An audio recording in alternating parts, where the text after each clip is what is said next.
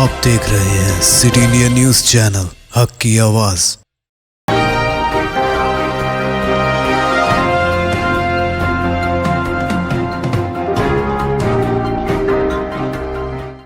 अस्सलामुअलैकुम, मैं हूं Sheikh Umar. City India News के खबरनामे में आप तमाम का इस्तकबाल है।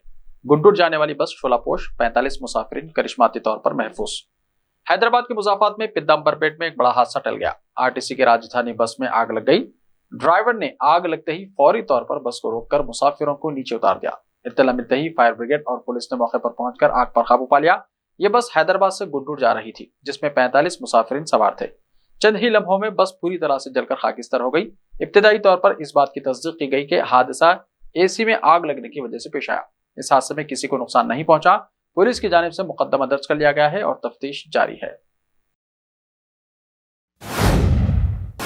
तेलंगाना में 10वीं जमात के सप्लीमेंट्री एग्जाम्स के नतायज के साथ साथ इंटर बोर्ड के नतायज भी जारी कर दिए गए हैं। तेलंगाना में 10वीं जमात के सप्लीमेंट्री एग्जाम्स के नतायज आज 7 जुलाई बरोज़ जुमा को जारी कर दिए गए हैं। इस वेबसाइट पर नतायज देख सकते हैं bsc.telangana.gov.in। गुज़िश्ता महीने 14 से 22 जून तक 10th क्लास के एग्जाम्स हुए थे, जिसमें 71,738 तलबा ने इम्तिहान लिखा था। इसके साथ ही तेलंगाना में इंटरमीडिएट एडवांस सप्लीमेंट्री एग्जाम्स के नतायज भी जारी कर दिए गए हैं। बोर्ड ऑफ इंटरमीडिएट के अहदेदारों ने बताया कि इंटरमीडिएट फर्स्ट ईयर और सेकेंड ईयर के एडवांस सप्लीमेंट्री एग्जाम्स 12 से 20 जून तक मुनक्किद हुए थे। ये एग्जाम्स रियासत भर में 933 इम्तिहानी मराकिज में मुनक्किद हुए थे। इंटरमीडिएट फर्स्ट ईयर और सेकेंड ईयर दोनों एग्जाम्स में कुल 4,12,325 तलबा ने शिरकत की थी। इसमें से 2,70,583 तलबा ने फर्स्ट ईयर और 1,41,742 तलबा ने सेकेंड ईयर के एग्जाम्स में शिरकत की। फलकनुमा एक्सप्रेस हादसा, 4 बोगियां जलकर खाकिस्तान। मुसाफिरीन ने आग लगते ही चेन खींचकर ट्रेन को रुकवा दिया। रियासत तेलंगाना की यादाद्री भोंगिर जिले में फलकनुमा एक्सप्रेस में जबरदस्त आग लग गई।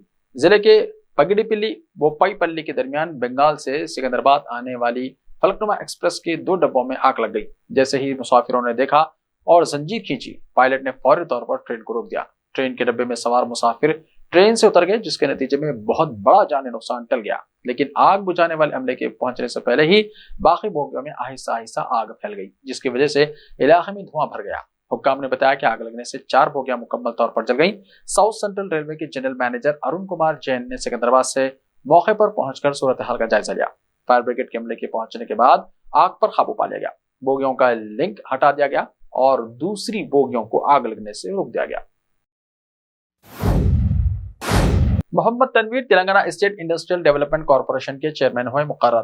तेलंगाना के जिले संगारेड्डी के जहीराबाद से ताल्लुक रखने वाले मोहम्मद तनवीर को Telangana state industrial development corporation का चेयरमैन मुकर्रर किया गया। चीफ मिनिस्टर के चंद्रशेखर राव ने इस सिलसिले में अहकाम जारी कर दिए। नारायणपेट जिले के Mohammed Salim Telangana state finance corporation के डायरेक्टर हुए मुकर्रर। नारायणपेट जिले के मधुर मंडल के रेवनोटला गांव से ताल्लुक रखने वाले एमडी सलीम को तेलंगाना स्टेट फाइनेंस कॉर्पोरेशन का डायरेक्टर मुकर्रर किया गया है। जुमेरात की रात चीफ मिनिस्टर केसीआर ने 3 कॉर्पोरेशनों के चेयरमैन और डायरेक्टर का तकर्रुर किया। साबिका एमएलसी भोपाल रेड्डी को फाइनेंस कॉर्पोरेशन का चेयरमैन और गोसला श्रीनिवास और सलीम को डायरेक्टर मुकर्रर किया गया। सलीम कोड़ंगल, जिन्हें मंडल कोऑप्शन मेंबर और महबूबनगर जिला परिषद कोऑप्शन मेंबर के तौर पर काम करने का तजुर्बा है। हल्के की सतह पर बीआरएस पार्टी के सीनियर लीडर हैं। रियासती सतह पर ओहदा मिलने पर पार्टी कायदीन और कारकुनों ने खुशी का इजहार किया। सलीम ने कहा कि वो पार्टी की मजबूती के लिए काम करेंगे। राहुल गांधी की सजा पर रोक लगाने की दरख्वास्त खारिज। हाईकोर्ट ने निचली अदालत के फैसले को रखा बरकरार। कांग्रेस लीडर राहुल गांधी को गुजरात की अदालत से झटका लगा है। मोदी सरनेम मुकदमे में इनके तबसरों से मुतल्लिक हित की इज्जत के मामले में गुजरात हाईकोर्ट ने इनको सुनाई गई सजा पर रोक लगाने के लिए दायर दरख्वास्त को खारिज कर दिया। हाईकोर्ट ने इस मामले में सेशन कोर्ट के फैसले को बरकरार रखा।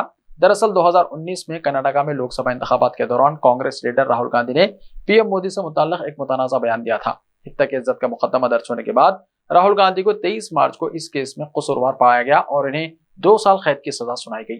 ताहम अदालत ने इन्हें फौरी तौर पर जमानत दे दी। राहुल गांधी की पार्लियामेंट में रुकनियत को सजा के दूसरे दिन अवामी नुमाइंदगी एक्ट के तहत मनसूख कर दिया गया था।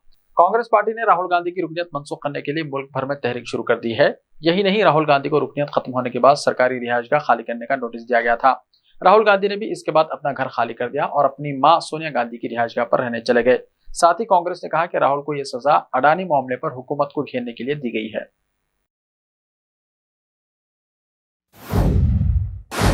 मुतनाज़ा फिल्म 72 हूरों की रिलीज के खिलाफ पुलिस में शिकायत। मुंबई के एक समाजी कारकुन ने हिंदी फिल्म 72 हूरे बनाने वालों के खिलाफ पुलिस को एक तहरीरी शिकायत दर्ज कराई है, जिसमें इन पर एक कम्युनिटी के मजहबी जज्बात को ठेस पहुंचाने और मुल्क को तकसीम करने की कोशिश का इल्जाम लगाया गया है। शिकायत मुंबई के मुज़ाफ़ाती इलाके गोरगांव पुलिस स्टेशन में दर्ज कराई गई है।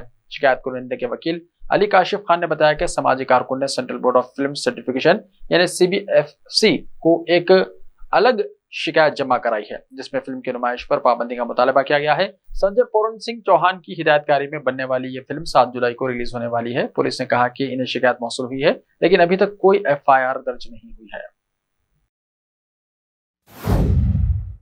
करोड़पति भिखारी, मुंबई में है जाती मकान, कॉर्पोरेट स्कूल में पढ़ते हैं बच्चे, आमदनी जानकर चौंक जाएंगे आप।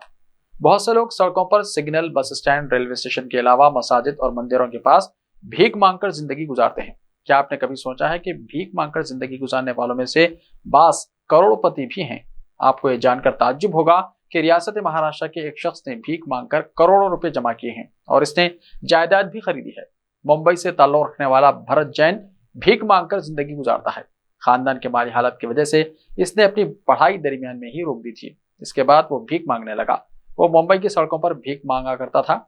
इस तरह से उसने करोड़ों रुपए जमा किए।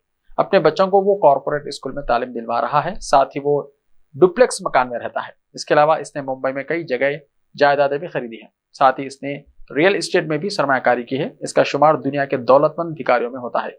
फिलहाल इसके पास मौजूद जायदाद की कीमत 7.5 करोड़ रुपए बताई गई है।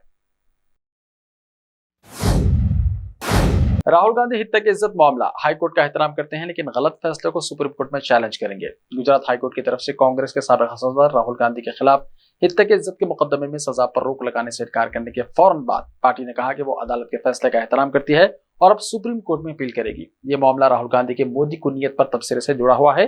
कांग्रेस के खजांची पवन बंसल ने यहाँ पार्टी हेडक्वार्टर में मीडिया से गुफ्तगू के दौरान कहा कि हम अदालत का एहतराम करते हैं, लेकिन हम इस फैसले से इत्तेफाक नहीं करते क्योंकि हमारे मुताबिक ये गलत है। दरअसल कांग्रेस के जनरल सेक्रेटरी जयराम रमेश ने ट्विटर पर कहा, हमने राहुल गांधी की नाअहली पर गुजरात हाईकोर्ट की सिंगल जज बेंच के फैसले पर गौर किया है। जज के इस्तदलाल का मुताला किया जा रहा है जैसा कि होना चाहिए। यह फैसला इस केस की पैरवी करने के हमारे अज़्म को दुगना करता है। IANS से बात करते हुए इंडियन यूथ कांग्रेस के सरबराह श्रीनिवास बीवी ने कहा, सच्चाई परेशान हो सकती है लेकिन हार नहीं सकती।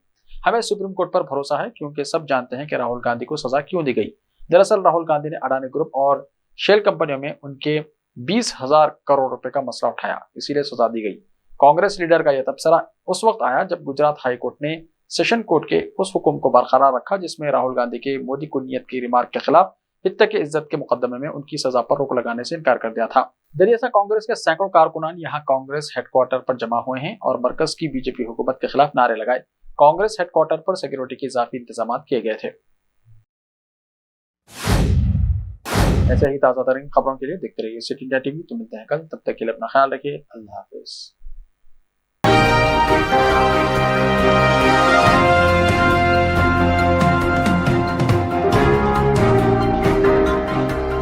Time or a big hurdle standing in your way? If yes, then you are at the right place because Cosmolite AAC lightweight block is a game changer in the construction industry.